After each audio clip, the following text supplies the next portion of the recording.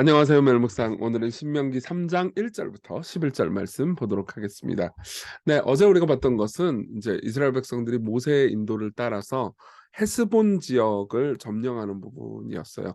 헤스본 왕 시훈과 싸워서 이제 결국 승리하게 되죠. 오늘은 하나님께서 주신 땅 중에서 바산 지역을 점령하는 부분 이야기를 살펴보도록 하겠습니다. 1절부터 내용 볼게요. 우리가 돌이켜 바산으로 올라가매 바산 왕 옥이 그 모든 백성을 거느리고 나와서 우리를 대적하여 에드레이에서 싸우고자 하느니라.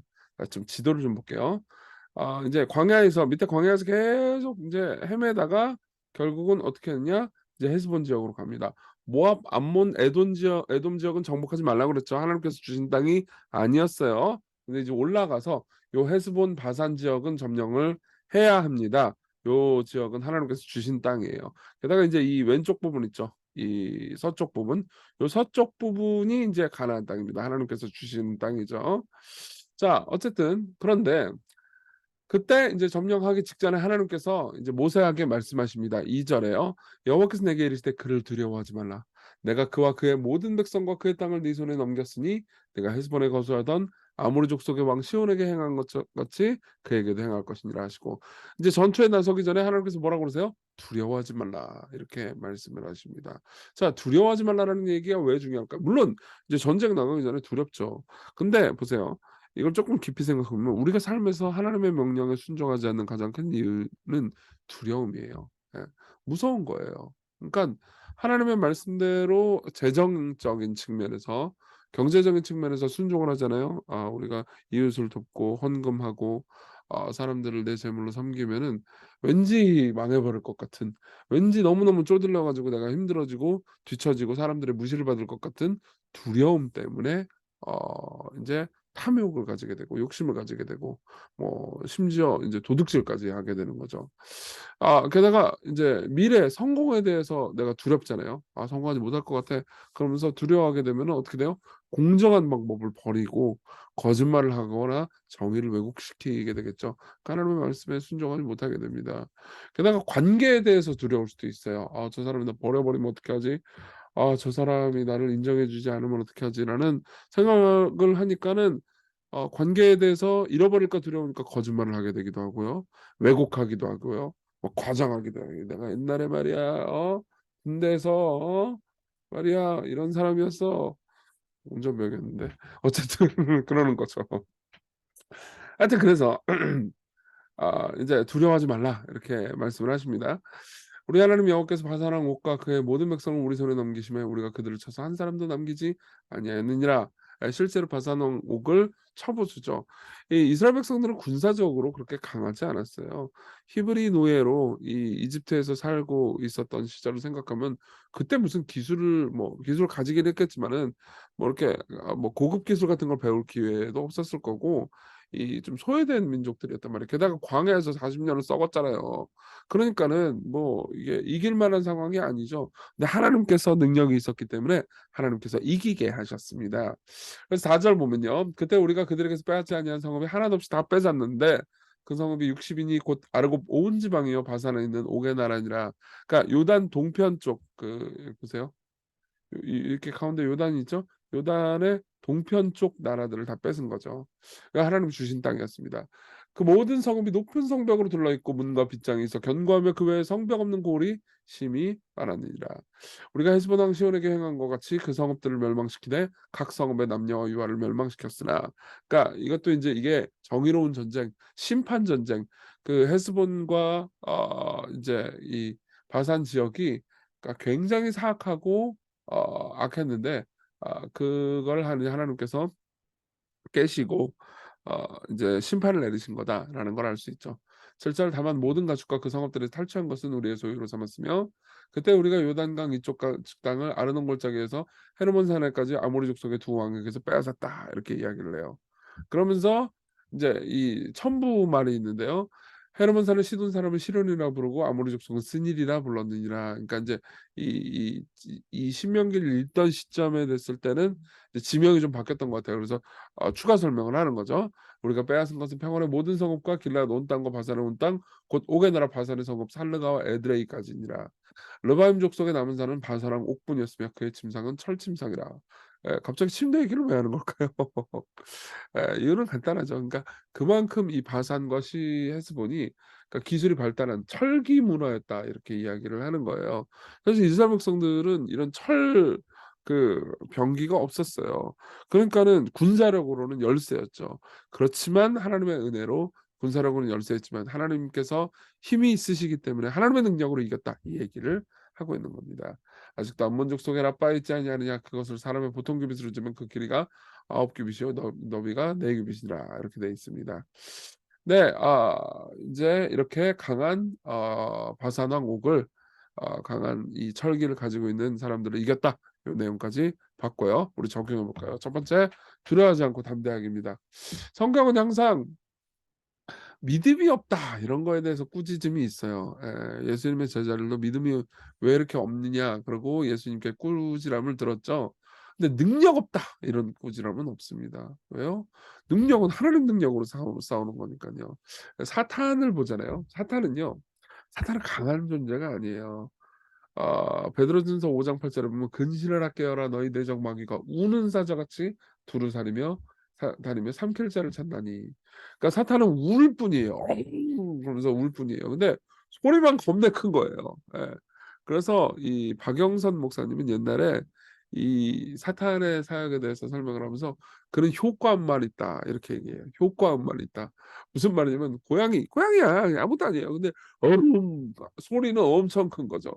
그럼 우린 두려워해요. 그러니까 사탄이 하는 일은 우리를 두렵게만 만드는 거야. 너 그러다가 너 인생 망한다. 너 그러다가 쪼들린다. 너 그러다가 관계를 잃는다. 너 그러다가 성공 못한다. 이렇게 계속해서 하나님 말씀대로 살면은 네 험한 세상 어떻게 하나님만 믿고 사냐 이렇게 계속 크게 소리를 지를 뿐이죠. 그건 다양한 방식으로 나타나긴 하지만은 그가 실제로 할 수 있는 것은 능력을 주는 게 아니고요. 거짓말하고 두렵게 말할 뿐입니다. 실제로 우리를 건드릴 수 없어요. 요한일서 5장 18절은 이렇게 말합니다. 하나님께로부터 난 자는 범죄하지 아니하는 줄 우리가 아노라. 하나님께로부터 나신 자가 그를 지키심에 하나님께로부터 나신 자는 누구예요? 예수님이 지키심에 악한 자가 그를 만지지도 못하느니라 이렇게 이야기를 하고 있죠. 자, 그러니까 두려워하지 말고 하나님 앞에 담대해야 우리가 하나님의 뜻을 따르는 삶을 살 수 있습니다. 그리고 여러분들이 하나님의 뜻대로 산다고 해서 망하지 않아요. 예수 그리스도를 보십시오. 우리가 그분의 승리를 볼 때요. 우리는 능력이 문제가 아니라는 것을 알 수 있어요. 예수께서 죄와 사망의 세력, 사탄의 세력에서 승리하신 방법은요, 군사력이 아니었어요. 그분의 전능함을 쓴 게 아니었어요. 그분은 믿음으로 승리하셨죠. 그분이 성부 하나님을 믿으셨습니다. 성부 하나님을 믿고 그분이 죽음으로 가셨죠. 십자가와 부활로 승리하셨잖아요. 예. 군사력과 강함으로 승리하신 것이 아니었습니다.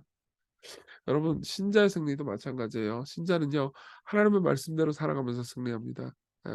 하나님의 말씀대로 살아가면 서서히 낮아지는 것처럼 보여요. 그렇지만 그 뒤에는 부활이 있습니다. 여러분 반드시 부활이 있습니다. 반드시 하나님께서 높여주시는 것이 있습니다. 예. 비록 구약에서는요 군사력으로 가나안을 정복했죠. 근데 신약에서 우리는요 이제 그리스도 이후에는 낮아짐으로 섬김으로 세상을 통치하는 거죠. 예수 그리스도께서 어떻게 하셨는지 보십시오. 히브리서 2장 9절은요. 그분의 높임이 그분의 승리가요. 천사들보다 잠시 못하게 하심을 입은 자 곧 죽음의 고난 받으심으로 말미암아 영광과 존귀로 관을 쓰신 예수를 이 예수께서 이런 방식으로 승리하셨다고 얘기하는 거죠. 이를 행하시면 이렇게 낮아짐을 행하시면 하나님의 은혜로 말미암아 모든 사람을 위해서 죽음을 맛보게 하심이라 이렇게 이야기를 합니다. 여러분 그분이 십자가로 승리하셨습니다. 여러분들도 십자가로 승리할 겁니다. 그분이 하나님을 신뢰하셨습니다. 그분은 두려워하셨지만 두려워하지 않기로 결심하셨어요. 오늘 두려워하지 않고 하루를 사실 수 있었으면 좋겠어요. 우리 같이 기도해요. 세상의 위협이 제게는 너무 크게 보입니다. 잃어버리면 망할 것 같은 두려움이 듭니다. 우리 마음에 담대함을 달라고 기도합시다. 그리고 예수 그리스도께서 믿음으로 십자가를 졌지만 승리하셨듯 우리도 믿음으로 오늘 하루를 살게 해달라고 같이 기도합시다.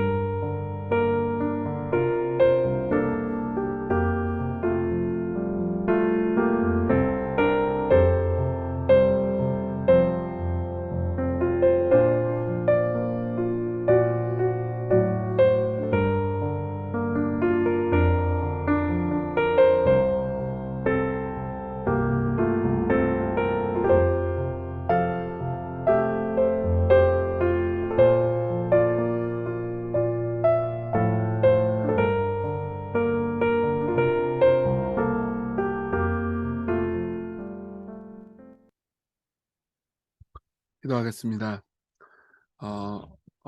우리가 오늘 살아갈 때 참 두려워할 만한 일들이 많은 것 같습니다. 우리의 두려움을 회개하고 우리에게는 온 세상을 만드시고 운행하시는 분이 오늘 함께 하신다는 것을 기억하고 살게 해주세요. 예수님 이름으로 기도했습니다. 아멘. 네, 복음을 기억하면서 오늘 하루 기쁘게 보내셨으면 좋겠습니다.